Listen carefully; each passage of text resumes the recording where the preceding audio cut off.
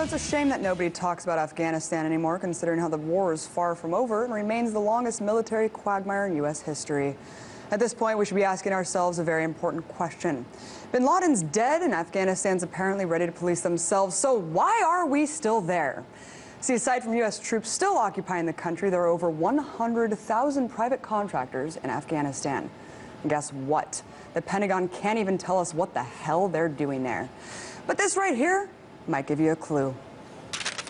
It is the most unintended and awkward consequence of our military offensive here in Afghanistan.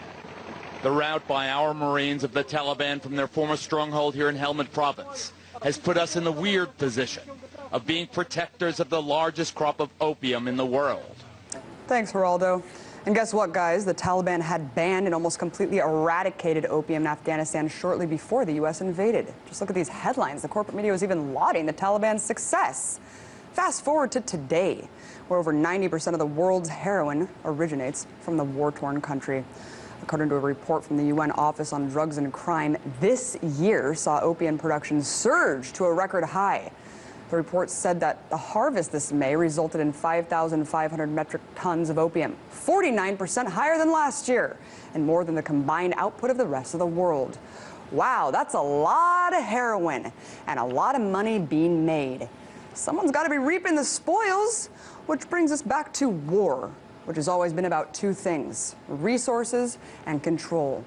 As reported by Global Research back in 2005, heroin is a multi-billion-dollar business supported by powerful interests, which requires a steady and secure commodity flow. One of the hidden objectives of the war was precisely to restore the CIA-sponsored drug trade to its historical levels and exert direct control over the drug routes. Of course, according to Geraldo, it's nothing more than an uncomfortable fluke that the U.S. military happens to be guarding the largest opium supply in the world. I guess we're also supposed to believe that this discovery of Afghanistan's $1 trillion worth of untapped minerals was a surprise coincidence. In today's globalized world, one can't discount the role that multinational corporations play in U.S. foreign policy decisions. Not only have oil companies and private military contractors made a killing off the occupation, Big Pharma, which collectively lobbies over $250 million annually to Congress, needs opium latex to manufacture drugs for this pill-happy nation. Don't forget about the banks. See, trillions in black market sales are being funneled through banks, and this money's got to come out clean on the other side. Support for the ongoing war may not be high, but believe me, these corporations are in it for the long haul. See, a strategic pact that will allow a U.S. troop presence to remain in Afghanistan until 2024 has already been signed. So baseless rhetoric and propaganda aside, here's the cold, hard truth.